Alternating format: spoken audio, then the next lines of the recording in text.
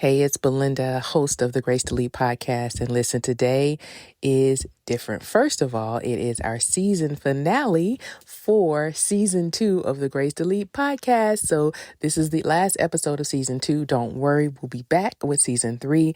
And today I have a special guest on. I have my husband, Michael Gaston, on. And we are talking about leadership, we're talking about marriage, and we're talking about faith. So if you're interested, keep listening. Let's get into it.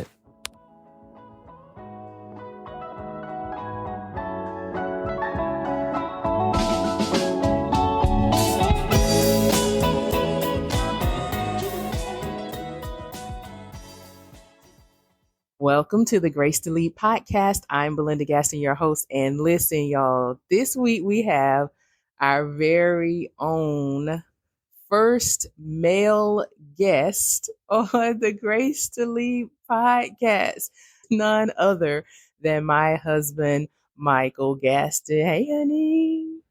Hello, everyone. So this is the season finale for season 2, honey. And God told me to put you on here and you said yes. He said yes, y'all. So today you and I are going to talk about leadership and our marriage. So let me go ahead and introduce you properly. Okay, so let me introduce you properly to Michael. Michael Gaston and I have been married for 25 years. We have 3 children, 2 college children and 1 middle schooler. And we are in the stage of our life right now where we are transitioning. I think we've transitioned for the last few years between Michael has a long career in law enforcement, and I still am working in public health as a leader, but also have in the last few years, transitioned in creating Grace to Lead, the podcast, the leadership development firm, and the ministry. And so it's been a lot of transition. Also, Michael has retired, and so he's also restarting a new career, and we'll talk about that a little bit in acting as well as his consulting for church security services. So I can say we're in transition, but that is who he is. So welcome, Michael Gaston, to the show. Thank you, honey. All right, so I have questions, y'all. And if you are watching us on YouTube, hi, welcome. This is my second video that I posted on YouTube. If you are listening, thank you for listening to the Grace Elite podcast. And so we're going to start with our first question. Question number one. So let's start with leadership, right? Leadership. After 25 years of marriage, what's one leadership lesson you've learned about us navigating life together? I would say the main thing I learned about navigating leadership within a family context is discussing everything, talking about everything before you implement anything. Without those discussions, it can go sideways. And I've proven without discussing things that it has and will go sideways. So whatever is going on in your marriage or whatever plans you have for the marriage or for the family, there has to be some type of discussion, whether you disagree or agree or whatever. It's good to have those discussions so whatever your plans are, they don't go sideways, so everybody's on the same page. Yeah, I think that's really good. So for me, I think the challenge is, especially for women who lead, is like, though I'm leading in corporate spaces and I have a leadership role at the church, at home, you're still the head of our household. And so I know when we first got married, it was like hard for me to accept some of the decisions that you made, that kind of thing. And I appreciate the fact that like you started telling me. I don't necessarily think that I changed your mind a lot, but you allow me to offer like my ideas and, kind of tell me your point of view. What was the hardest part about that? Like what's the hardest part about communicating? Because it's not like when we met, and I've now met like Uncle Mike, so with other people in the family, like it's not like the men in the family are super communicative. It's not like they're all saying, "Hey, let's discuss." And so I imagine you coming into my life and me coming into your life, where I like to discuss everything. I want to know how you're feeling, what you do, like all of that. And that's not really him. So what was the hardest part about getting adjusted to that in marriage? Oh, like you said, I come from a family of men that grew up pretty much suck it up. You do A, B, and C, and don't deviate from that. And we didn't talk about feelings or any of that stuff, or even to the point of whatever the plans are for the household. Everybody pretty much had the same plan, and everybody was on the same page. So you come into a relationship where you have a significant other that wants more details and things of that nature. And that could be frustrating, but it helps you, what's the word I'm looking for? It helps you focus whatever your plans are, or it helps you narrow it down, or have a, what is the word? It's where you have everything in the little in boxes. Organized? Organized. There we go. Oh, that's a real Organized. thing. So it helps you organize your plans better. I mean, that stuff is in the Bible. So you organize your plans so that everything, when it's implemented, it goes a lot more smoother. You're still gonna run into little hiccups here and there, but at least you have a plan to go by. So it made me as a man think about more of the details of things, and also to discuss things. Because I don't have all the answers. I don't have all the ideas. There's certain things I haven't experienced where those questions have to be raised, where it makes me go look for that thing. So communication, it just helps if you're not a big talker, it helps you to communicate anyway. Yeah. I think for me, the biggest lesson was allowing you to lead, honestly. And I don't know if any of our listeners can resonate with this, but I came from a lineage of women, with a couple of exceptions, but a lineage of women who were divorced. And so if you're a single mom and you're raising your kids, you have to do everything.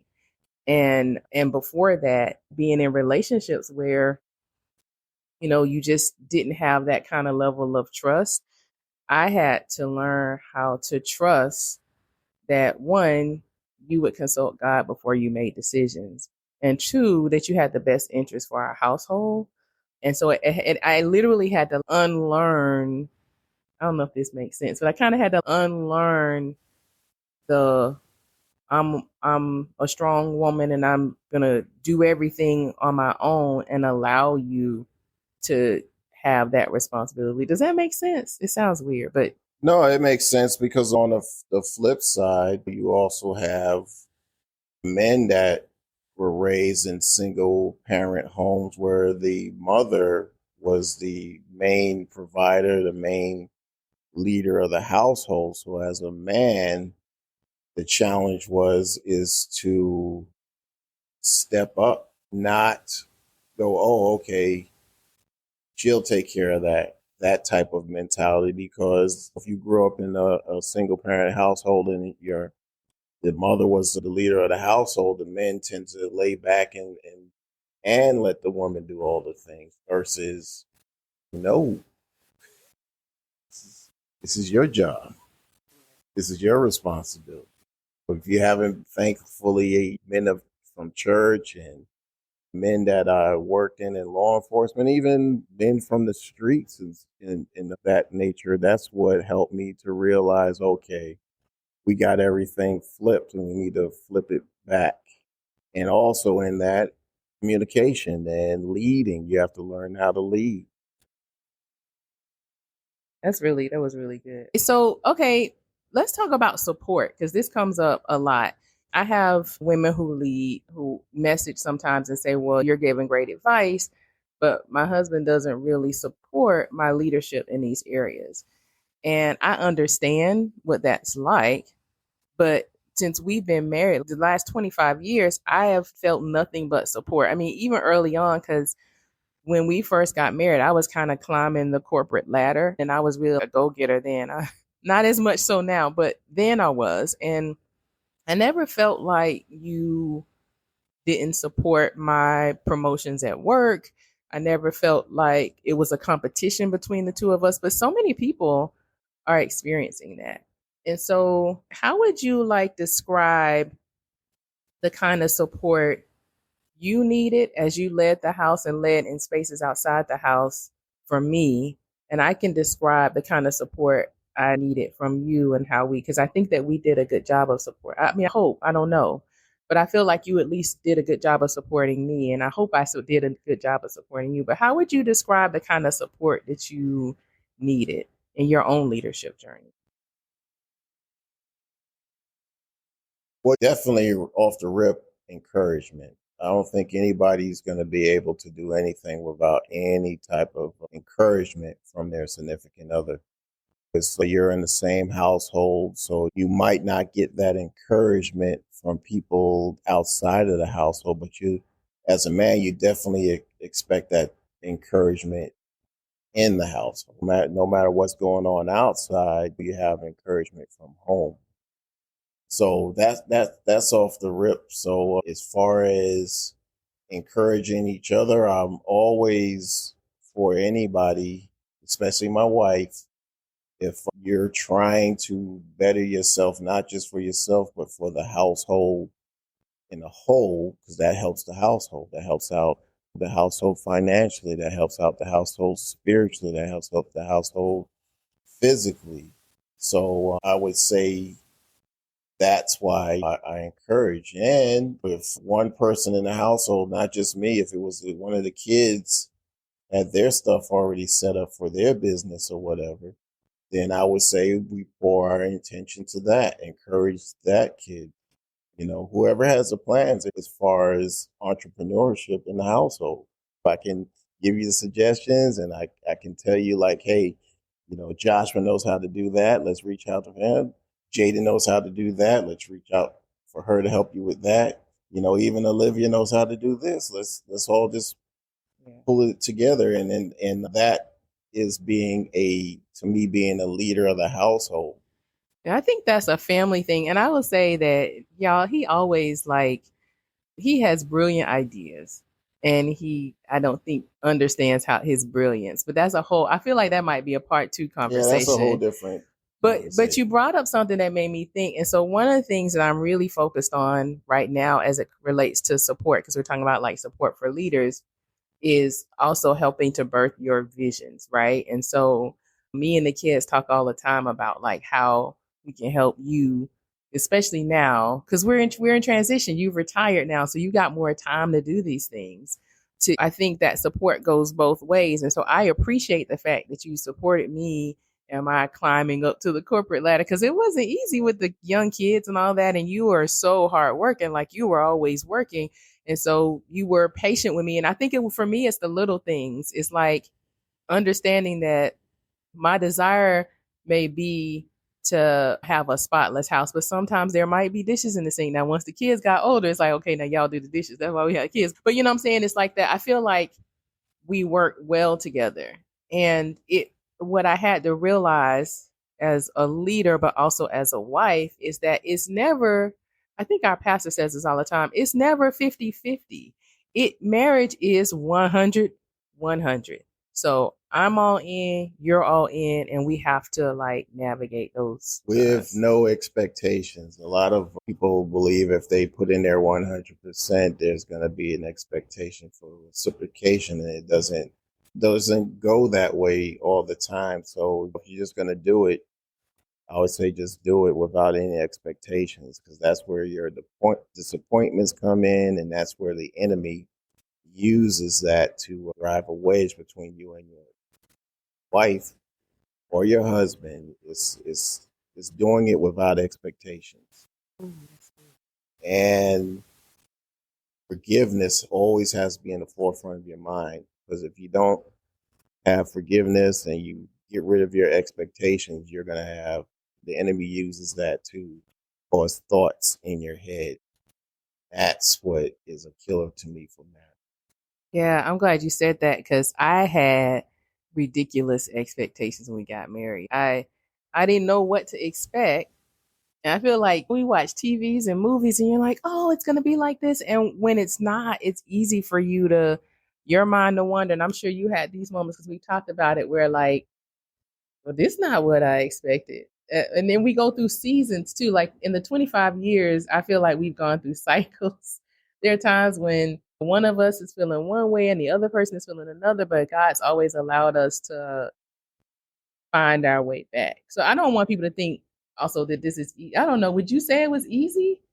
No, This it can be easy, but you have to have God in your life at ground zero. God, then when those disappointments or those surprises or your expectations are not met without God, you can go anywhere with that. With God, at least, okay, Lord, you can say, Lord, what is this? That's not the person I met. That is, and I'm telling you, boy, there have been so, as leaders, we want to make sure that we are walking in our authentic selves. We say that. But the reality is, your authentic self changes in seasons. Who I was when I was in my 20s, when we got married, versus my 30s, my 40s. And now it's like, I look at myself sometimes, I'm like, ooh, I went through some seasons. Yep. But you, Yep. you had to deal with all of me and my drama and all that. Yep. No, God knew what He's doing. My hair fell out in the 80s. You know what? You in the Yeah, I'm hair. just getting you ready. All right. So let's talk, because we talk about God a lot, and this is basically, we do talk about God in the podcast. And so let's talk about faith. How has faith impacted how you lead our home? Got rid of all the expectations. A lot of the TV versus reality, that's a lot of expectations that set you up. So having faith, to me, eliminate all the expectations, because you have to compare what the word says to what your reality says, what your expectations say. You always got to compare it against the word of God. And you have to find other godly men or godly people to bounce those expectations off of. To me, what faith does in your relationship, in your marriage and leadership, everything. It gets rid of all these expectations that are not real. So let's talk about transitions. So retirement for you was a big transition. You were leading in the space for a long time, and then all of a sudden that changed. And now you're kind of finding your way and doing, and I kind of feel like you're finding your purpose and doing the things you like. And at the same time, we have two kids that went off to college, and we're kind of, the dynamics in our household have changed a little bit. And then I started Grace to Lead. And so that's a big change, because the free time I had after my corporate job has changed. So we just kind of, I feel like we're all in transition, and we're people of a certain age. So that's changed, life transition, right? Yeah. So see that in the stomach.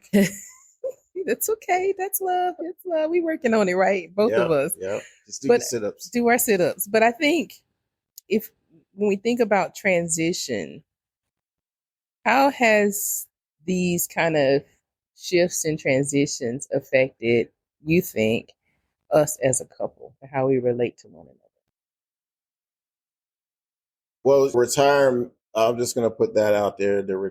Me retiring from law enforcement was abrupt and a surprise to the family. I'll be honest, my expectations versus the reality of law enforcement and my faith at the time kind of developed stress beyond reality. Had I had more faith in God on my job, maybe the transition from working to retirement wouldn't have been so abrupt, because it did impact the family. So that was a sudden transition, and that's where communication should have kicked in, and all these other things that I talked to you guys about, I didn't do. That transition was a shock to the family and everything. But praise to God, all that kind of leveled out because that gave me that time that I needed to get back in the word, to get back in communication with God, to find out like what's up, what's next, and things of that nature. So those transitions are still, we're still feeling the repercussions of those things, but it's really trusting in God that everything is going to work out like it's supposed to be. I don't think, even though it was abrupt, I don't think I was meant to be in law enforcement as long as I have been.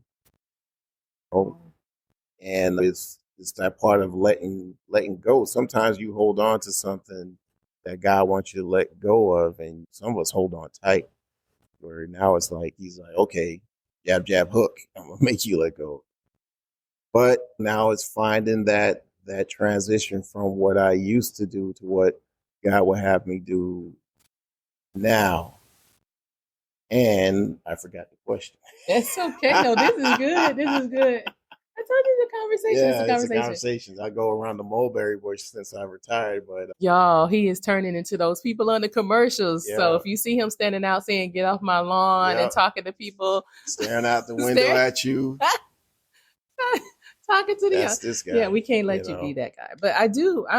First, I'm really surprised that you've been as transparent, but that the abrupt change and how you manage it and how what God has done has been amazing. I had the realization the other day that like even though so what you're saying is that about the retirement that really was abrupt, y'all. Like he literally made the decision, the paperwork started, and just kind of came home and announced it. And we weren't when you someone like me as a planner, like I had a plan, I had outlines, I had this, we're gonna do this first, we're gonna do this second, we're gonna go, Goals. all of that was out the window. And it was a tough road for us to get over because there was resentment, it was a lot. But he also at the same time you were having some health challenges with your heart. And so the flip side of that is had you stayed, I mean, who knows what would happen with the stress on your heart. But recently, like in this time, so if you've been following, you know that God had put me in this place where I kind of stopped and was resting and just listening to God. And I was thinking about you in retirement the other day and how like it's almost like retirement for you was a rebirth of faith. I mean, you are reading your word more than I've seen. I mean, you were already a believer, but like the level and the depth of your study time and your prayer time and even how you lead us in prayer is just so different. And I believe that we wouldn't have gotten there if it wasn't for retirement. And so I think there are those benefits. And then you also just said that whole thing about how we hold on to stuff. And that is so true, honey. We hold on to stuff that God is sometimes trying to make us let go of. And you're right. If we don't decide to let go of it, God was just like, well, I'm going to rip it from you. Yeah, hook, hook, jab. Yeah. Hook, jab, jab, Hook. hook. Yeah, I think some women may say Fake, it fake differently. finish. I don't quite understand that reference, but yes, the kickboxing. I did take that kickboxing class in Beachbody. Yeah, I got it. I think that's important. I want to encourage you if you're listening. I don't know whether if you're finding this conversation helpful. One thing I would like to say as a leader, especially a woman who leads who's married, you know, when these kind of shifts happen in our lives, you know, you got to feel what you feel, but on the other side of it, sometimes it's better. Because I even feel like, trying to read the questions, I even feel like you and I spend more time together, see things differently, and it's all from that one kind of abrupt experience. Yeah, I think that's one way. I think I'd like for us to, oh, sorry, were you going to say something? I think, you know, sometimes you can be comfortable in your discontent without knowing that you're not content. Something like that. Wow. It's a comfortability that, you know, God's trying to shake everybody out of. Comfortable in your discontent. Wow. Pretty deep. I feel like that's a moment. It's a Selah moment. That's what we call it. You're right. And maybe that's the point. Even in our leadership, we can get so comfortable in our situation and trusting the situation, like trusting our jobs or trusting our positions, or even in our households, trusting that things are going to be the way they are. Like I really didn't anticipate that our son would be moving on to campus this year. I expected him to do what our oldest did, which is go to campus 1 year and then be like, okay, I'm done. I want to stay home and commute. And so, it's a different dynamic. Yep, and that's another transition that was kind of to me sudden and abrupt, but it's something that happens, and it's something that you have to really lean into God and reach out to God for help to those type of transitions happen.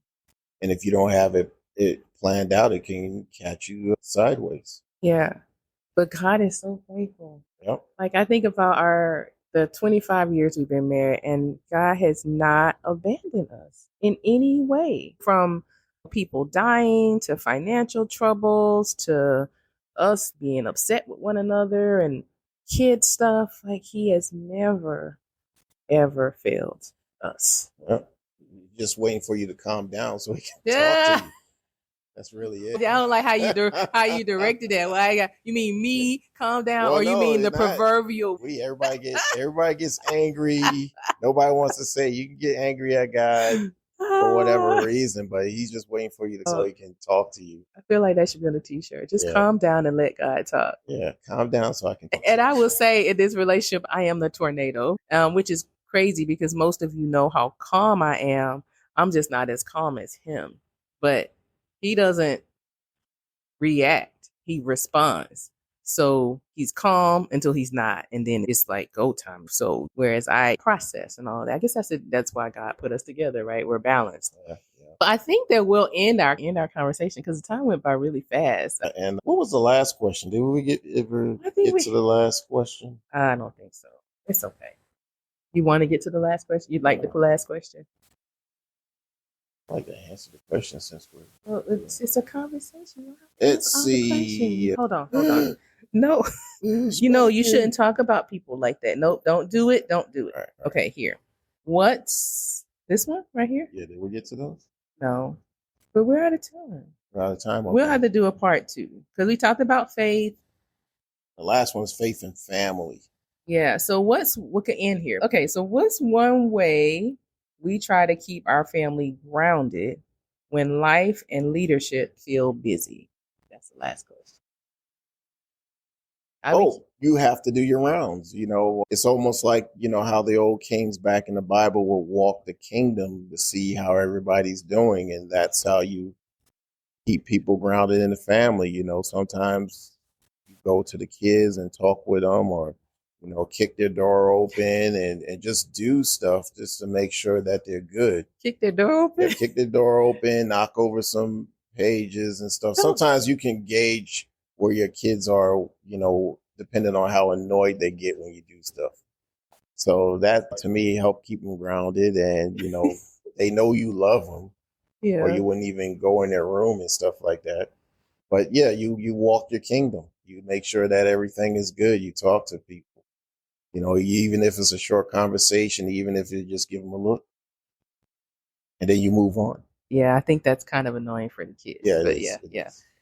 For me, I would say is laughter. I think as a whole, our family laughs a whole lot, and that kind of helps break things. Even for me, sometimes if I'm focused and I'm kind of stressed out about whatever's happening and whatever the things are, just that brevity of laughter helps. It reminds you that things aren't so serious. Like at the end of the day, is any of this stuff really that serious? I don't think in the Bible there's anything about thou shalt work this particular way during these hours with this checklist. I don't think that God talked about a to-do list. It's really of us kind of letting go of control. And so, yeah.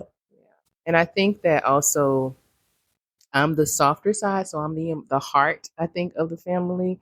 And so while, you have your way of monitoring things, I do heart checks, with our kids. And I think that works. And it's not a competition. I appreciate it that it's not a competition. So I think that's the last question. Do you have any final thoughts for women who lead as it relates to anything that we've discussed? Like if you had to say one thing to women who lead, from the husband of someone who leads, but also who respects your leadership in the house, what would you say? For women who lead, just recognize that the country that you're in, and there's going to be haters, whether it's going to be men or women, there's going to be haters. But keep in the back of your head, if they were supposed to be doing it or they feel like they're supposed to be leading it, you always have to say, then why aren't you? You don't have to say it to their face, but keep that in the back of your mind when everybody's giving you their opinion about how your business should be run or how you should be doing things. Just keep in the back of your head, all right, I hear you. Why aren't you doing it? Because that's what God's going to ask. And if, they don't have an answer, they go, look, thank you. I would take your advice under advisement. Yeah. That's pretty much it. Well, and I think adding to that, what we talk about all the time is God called people in certain places of influence. And what we've defined leadership is influence. And so there's some things that I can say to the people who respond to my voice that if Michael tried to say it, that it wouldn't go over well. And there are people who, Michael is called to, if I try to talk to those people, they wouldn't receive it. And so I think there's a place for all. And I think what I've learned over the years from you is that mutual respect. And, there have been times we had to call each other on like, well, that's not quite respectful. I don't really like the way you did that. But that mutual respect and communication and just not taking things so seriously, all that kind of stuff matters and it's helpful. So I'm grateful.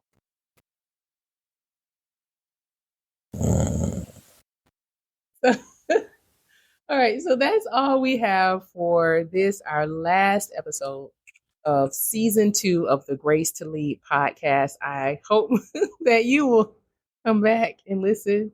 We're already preparing some great conversations. I've already started interviewing our guests, and so we have some really great guests. So thank you so much for your support of the Grace to Lead podcast, honey. Thank you for saying yes. Thank you for having me. Thank you for being a guest. As always, I appreciate you. Please remember to like the podcast, share the podcast. And if you have topics, remember you can always reach out to me. There is a button on the podcast page where you can send me a direct message. I get those directly to my phone. So please feel free to continue to do that. Visit me on the website at belindagaston.com. The Grace Lead podcast information is there. And until we see you again next week, remember you are indeed graced to lead. Bye-bye.